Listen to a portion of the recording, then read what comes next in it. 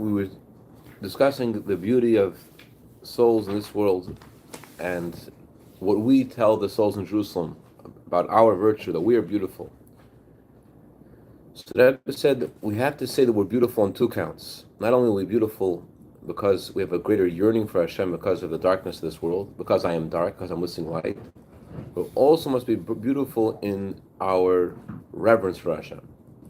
And the question is, it seems that there's a lot of a more heightened awareness of Hashem's presence in the higher worlds, incomparably greater than we could possibly imagine. So how can we say that we're greater in regards to having reverence for Hashem, in regards to reverence? So we began actually going to answer this question. We went to an opposite direction. We said reverence is something which requires a greater effort than love, because love is about how you feel for someone. So if you understand how good they are, you can love them. You feel how great they are, you can love them. But in order to feel reverence, in order to have a sense of abnegation of yourself, or to have bittul, that you're not going to focus on you, but you belong to someone, you belong to the Eibishter, you're doing something which is running against the grain, you're going against your natural sense of self. So it would seem that only in a place where it's possible to have such a feeling of Hashem's presence it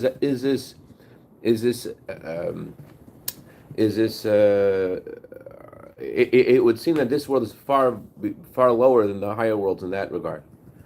However, the Rebbe says that there's something that we have that the higher worlds don't have, something incredible. Although our reverence for Hashem comes through a great effort, that's true. But that's not why we're greater than what we have an advantage over them. We actually have an advantage of our awareness is greater than their awareness. Not just, it would seem that because to achieve a feeling of reverence for Hashem, you have to feel Hashem's presence, and to feel Hashem's presence, you have to work hard. So we can't achieve what they could achieve. The Rebbe says there's something we could achieve that far surpasses anything they could achieve. Why? In chassidus, we learned there's two concepts. There's kula kamek lachshiv and there's eined. Kula kamek lachshiv means everything before Hashem is like not, is negligible, it's insignificant. So compared to the divine source of an angel, the angel feels insignificant. The angel feels how he is being animated by Hashem's energy from the sphere of Malchus, and all he is from Malchus, and he feels how his divine source is incomparable to Hashem's essence. How he is nothing compared to Hashem's essence, but the word nothing is actually the wrong word. He feels he's negligible. But he's also godly, he's also holy, he's also a holy being. As we say in davening, holy beings praise you every day. The angels and souls, they praise you, they're holy. So they don't feel that there's nothing besides Hashem. They feel they're negligible. However, we in this world have an advantage. What do we have? What's our advantage? Our advantage has been the herzachas nishtase. We have this dramatic experience that we feel it's not the way it is, it's not the way it seems. That we suddenly are able to realize that all the things we're involved in, everything that's going on, is nishtase. There's nothing besides Hashem. We could feel that this is all not real, and all there is Him. In other words, in higher worlds, they feel negligible, but they still feel they're angelic, they're soul, they're holy, they're part of the experience. They're not contrary to Hashem's truth. But we feel ourselves to be a something. We feel that we're here. We feel that I am, and to suddenly experience divine providence. To suddenly see Hashem in a vivid way, and then you're like, whoa, this is all above myself. It's a sheker. It's a sheker gomer. Language of chassidus. The fact that the world appears to be a something is an absolute lie. It's an absolute lie. So that kind of a dramatic experience, that's an absolute lie. All that we're seeing and hearing is a lie. The world's lying to us. The world says, I am. And the truth is that, there's nothing besides Hashem. That dramatic derher. I'm thinking about a friend of mine who was in a car accident, and he survived the car accident, and suddenly he made all these dramatic changes in his life. Why did he make these dramatic changes in his life? As he felt it's not the way it is. It's not the way it is. Things looked like they were a certain way. But it's not the way it is. That's what we have in this world. We can feel there's nothing besides Hashem. Okay. There is a significant amount of Maamar to do. But let's try to do it inside. Yeah? Let's go. Dalet. Okay. Just like in the bond that we have with Hashem, there is an advantage in the soul being here. In other words, we said the three things the Zohar says are bound with each other: the Jewish people, the Torah, and Hashem. So just like in the bond between the Jewish people and Hashem, there is a heightened connection, a deeper connection that's achieved here when we're in a state of connection only, not dveikus. We have an advantage here. So too, in regard to the connection of Torah with Hashem, there's an advantage that Torah has in this world that surpasses Torah in the higher world. Why? Although the Torah is the wisdom, the will of Hashem, however, compared to its source, when it comes down to this world, it's only like a derivative, a fallen leaf, so to speak, from where it was before. It's only like something which has fallen from its original source, compared to Hashem's wisdom. That's what the Medrash means when it says Noivus Chachma. The Medrash says I don't know the better words, so I'm going to use the word fallen leaf, but I mean something which has fallen from something else. The fallen leaves of death are sleep. The fallen leaves of prophecy are dreams. The fallen leaves of the world to come is Shabbos. The fallen leaves of the light of heaven is the sun. The fallen leaves of the wisdom of Hashem is the Torah. It's something, again, it's the wrong word. It's not. It's something which has fallen from something. The word leave is my narishkeit, but it's not the words of the Medrash. We could say the Torah we have is something which is derived from the wisdom of Hashem, but it's not the same as it is in its source. Behind it, what that means is because the Torah as we have it is vested in human mind, in things in this world, in lies. We learn in the Torah all about lies. Two people are holding on to a talus. One says it's mine, one says it's mine. One of them is lying. So we're talking about lies. It's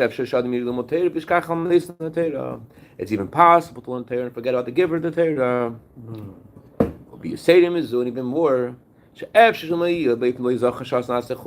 Not only can you forget about the giver of the Torah, but far worse than that. It's possible the Torah could be the opposite of an elixir of life. The Talmud says the Torah could either be an elixir of life or it could be a poison. That means a person going to Torah, and the Torah could contribute to their arrogance. It could contribute to their being arrogant, and arrogance is something that Hashem says, I can't be around this person. I can't be around someone who is arrogant. So instead of the Torah being an elixir of life, the Torah could be, God forbid, a poison. And that's all because the Torah, as it is in this world, is an entity.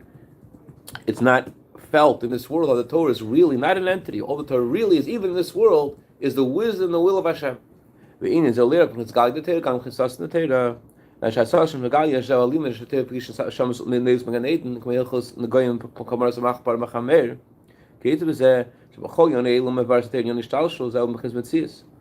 say that Torah becomes a thing, we're not just referring to the section of Torah which is called the exoteric part of Torah, the revealed parts of Torah, but even the parts of Torah which are hidden. Like, for example, all the laws of the Gemara are also discussed in Gan Eden, and they have a spiritual parallel. But what's a spiritual parallel? The laws, let's say, of switching a donkey for a bull and the baby is born in the middle, there is a spiritual parallel of what that means in Gan Eden. That has a translation in Gan Eden, but that's still a thing. Gan Eden is also a thing.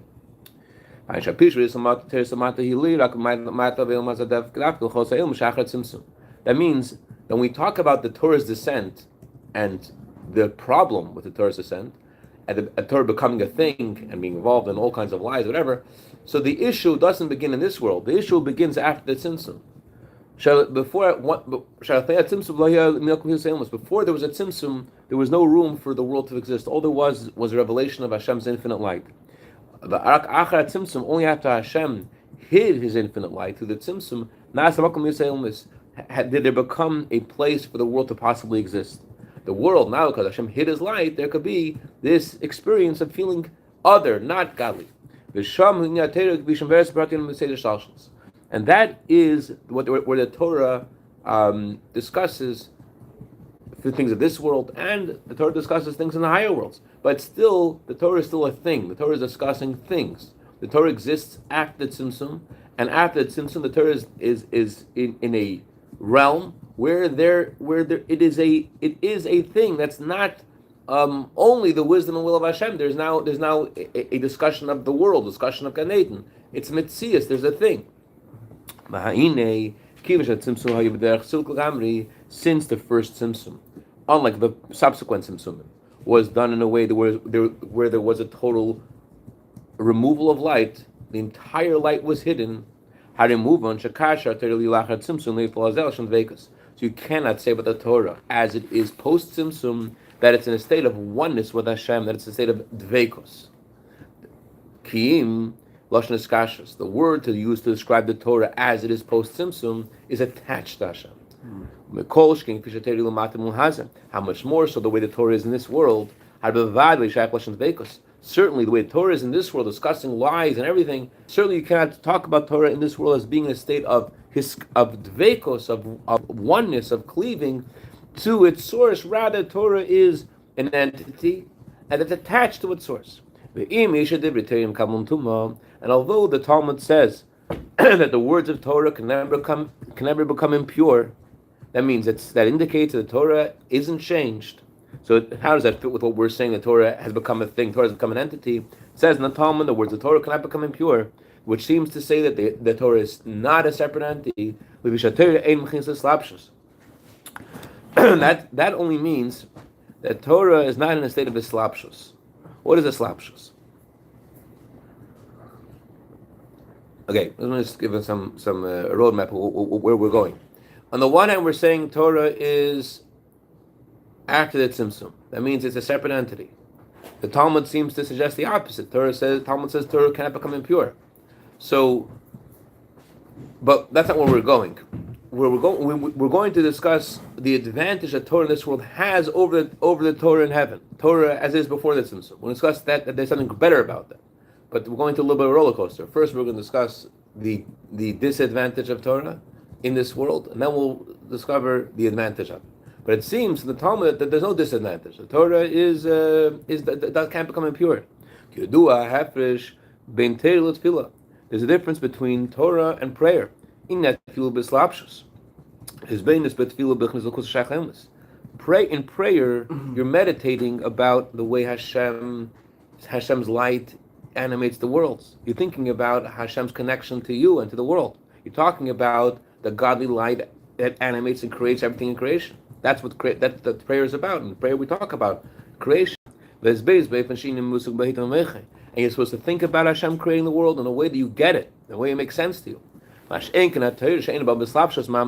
However, Torah doesn't have the same kind of.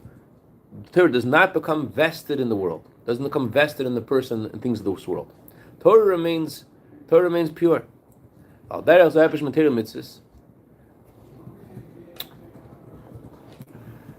This is similar to the difference between Torah and mitzvahs.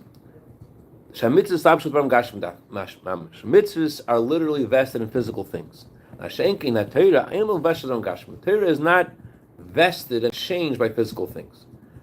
Well, 1 second. When you say Torah talks about lies, Torah talks about things in this world. It doesnn't become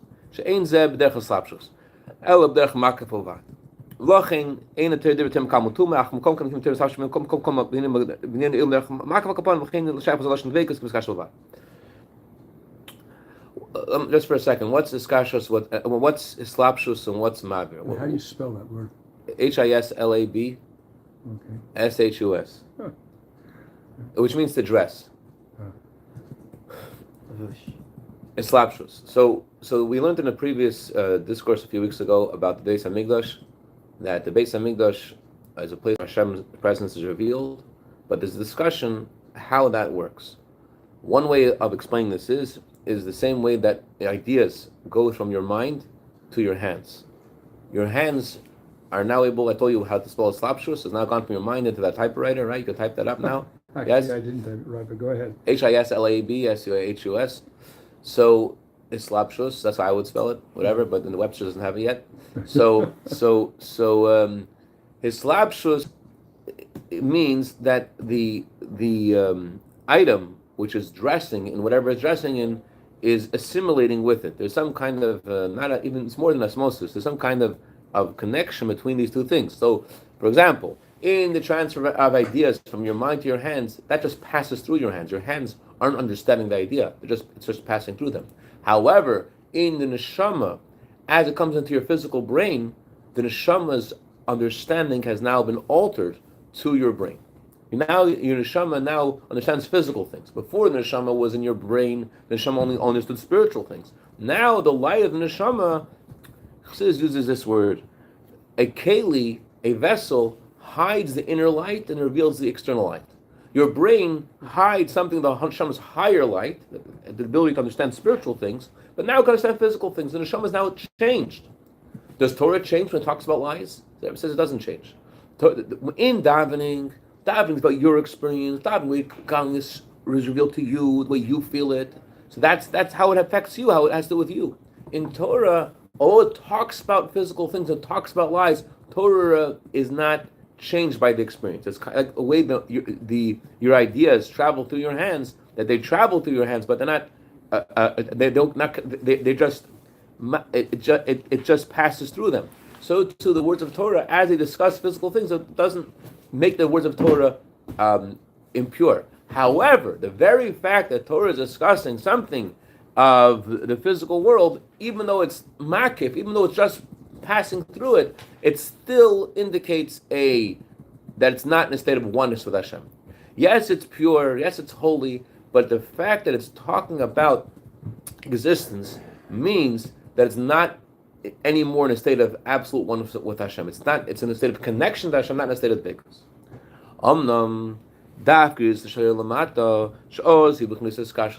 However, specifically by the Torah's descent to this world, by the Torah achieving this state of connection, the Torah has in it a new quality, a new element, or the quality, if you will. It has in it the essence of Hashem. Just like we said before about souls, that specifically when the neshama comes in this world, the neshama experiences a connection to the essence of Hashem. And this is specifically achieved by the Torah being given to the Jewish people. As the Zohar says, that there are three things connected to each other. There's the Torah, the Jewish people, and Hashem. At first, there's a connection of the Jewish people with Hashem, the essence of Hashem. And by coming to this world, they achieve a connection to their essence, Hashem's essence, through the Torah.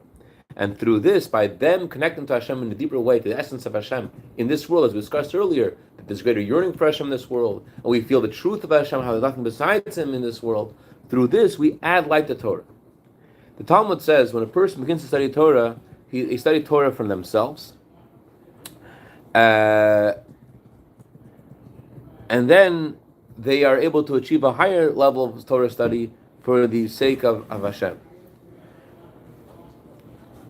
It's the word you like to use, vivifies. Yeah. The Torah vivifies us, and that it does not become impure when we bond to it. The Torah purifies us, and that's the purpose of studying Torah before davening. Mm-hmm. It's to meditate about Hashem's truth, and through this, the Torah accomplishes by studying Torah before davening, that our davening should allow us to connect to Hashem, to connect to Hashem's essence. Mm-hmm. And then there's Torah study after davening. That's not studying Torah for our own sake, to purify ourselves. Rather, the study of Torah before davening is about purifying ourselves, that we should be able to daven to Hashem, that we should be interested in davening to Hashem. Then we daven to Hashem, connect ourselves to Hashem, and then we study Torah after davening. Studying Torah after davening, the function of studying Torah after davening is to connect the essence of the neshama with the essence of Hashem. To connect the Torah with the essence of Hashem. That means that by the Torah affecting a connection between us and the essence of Hashem, that also causes the Torah to be connected to the essence of Hashem. Although naturally we said the Torah becomes a thing after the tzimtzum, but because the Torah contributes to our bond of our essence with Hashem, we study Torah after davening, we study Torah for its own sake, just to bond with Hashem. This achieves that the Torah also reaches that level. Torah also becomes connected to Hashem's essence. And that's the meaning what the Zohar says. There are three things bound with each other: the Jewish people, the Torah, and Hashem. This is referring to the connection of the Torah and the Jewish people as they become an entity. That even then, even when they become a thing in this world, they connect with Hashem, and more, Zohar adds that in this bond there is a revealed layer and there's a hidden layer. That means that the connection is not just in the revealed parts of us, meaning in our intellect and our feelings, and the revealed parts of the Torah, or in the way Hashem's light is manifest in creation, but rather the connection is also deeper, in the inside, in the innermost part of the souls of the Jewish people, in the innermost part of Torah, and the innermost part of godliness, in the most light of Hashem. And this is the advantage that we achieve specifically through the Torah in this world. And only through the Torah in this world do we have a connection to Hashem's essence.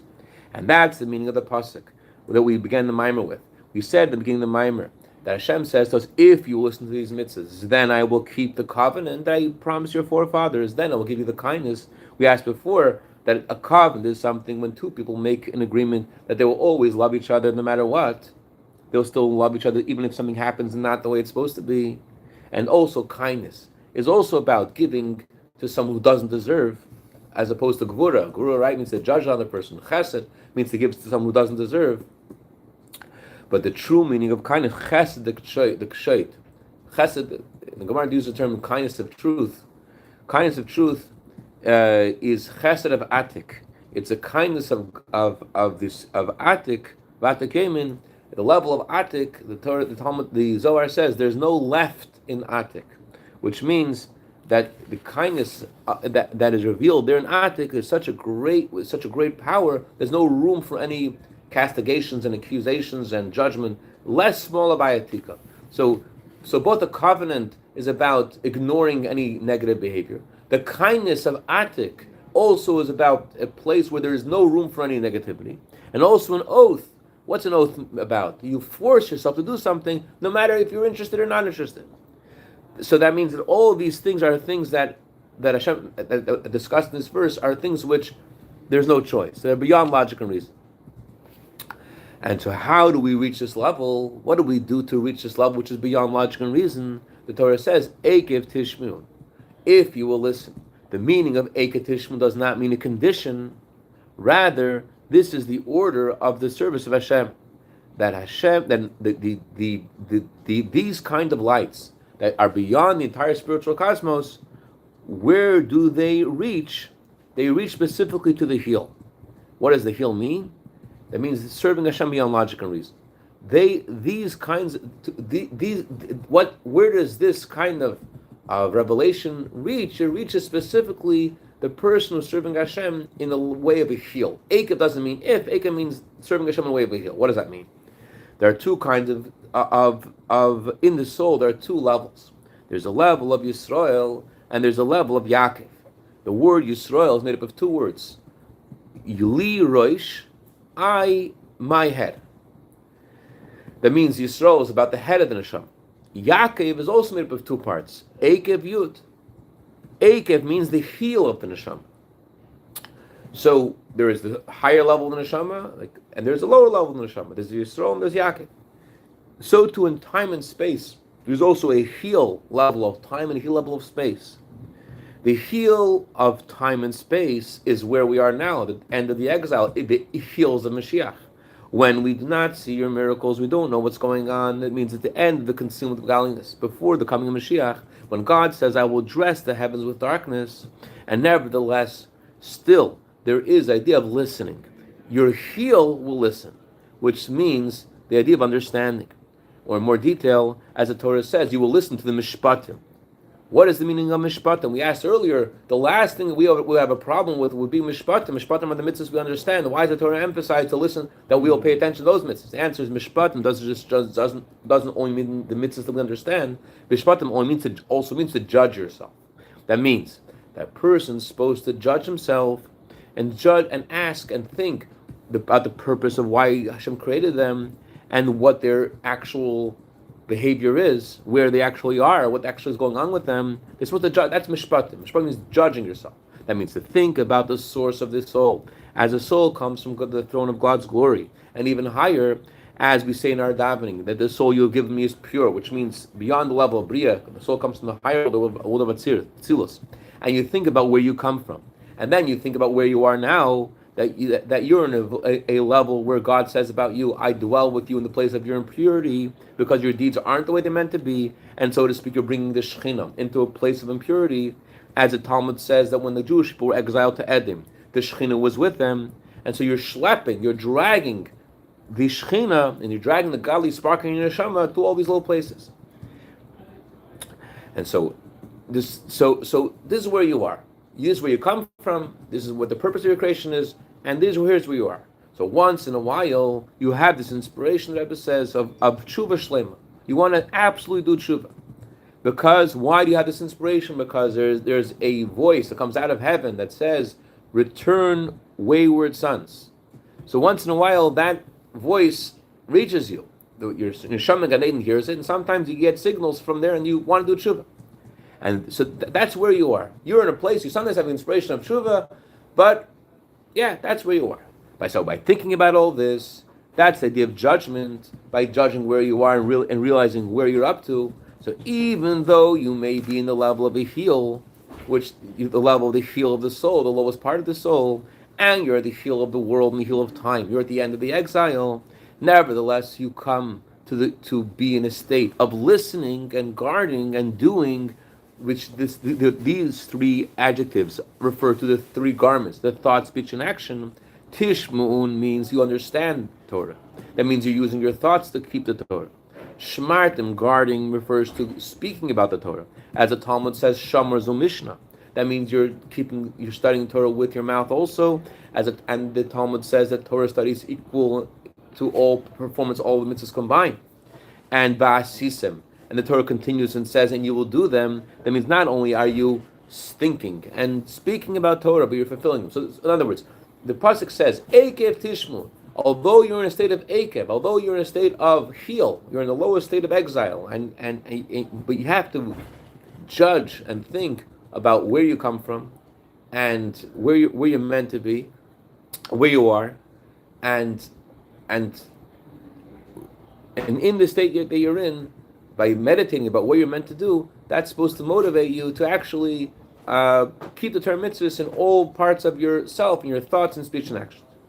And then the Torah says, by doing this, by being this, despite the challenges, by listening to Hashem in thought, speech, and action, despite being in a state of heel, in all the different reasons we mentioned, you're only experiencing the lower part of your soul and the end of the exile, when Hashem addresses the heavens with darkness.